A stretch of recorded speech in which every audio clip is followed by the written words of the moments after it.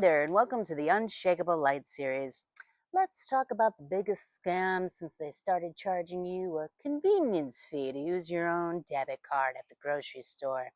Yes, the Federal Reserve. It's not federal, it's not a reserve. It's a private cartel that prints your currency out of thin air and then lends it to the government with interest and then calls it national debt. That's like me loaning you a pickle out of my pocket and then charging you rent for it forever.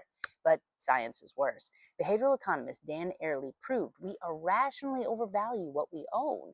So the Federal Reserve exploits our loss aversion. Game theory says the Nash equilibrium here is everyone loses except the guy with the printing press. And then quantum physics, they say the observer effect says a system changes just by being measured.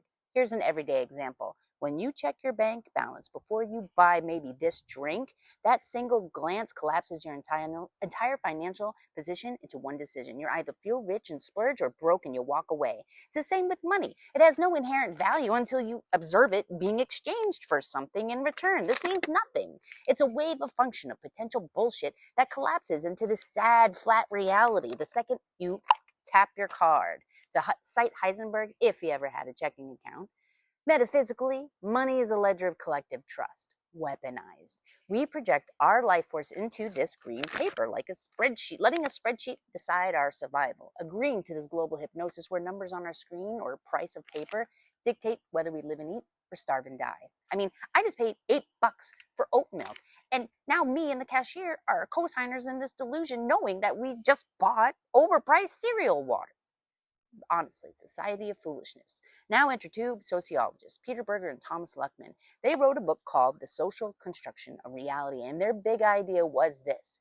Every human institution, from marriage to money, is just a story we all agreed to tell. We create it, we repeat it, we forget it, that we made it, and then we treat it like it's a natural law. But here's the kicker. If we built it, we can unbuild it. And they summed it up in one perfect line. Society is a human product. Berger and Luckman, The Social Construction of Reality, 1966. Meaning, we built this cage ourselves. The Federal Reserve doesn't rule us. We rule us badly. So here's your homework. Pay with cash today. Feel this friction, the weight.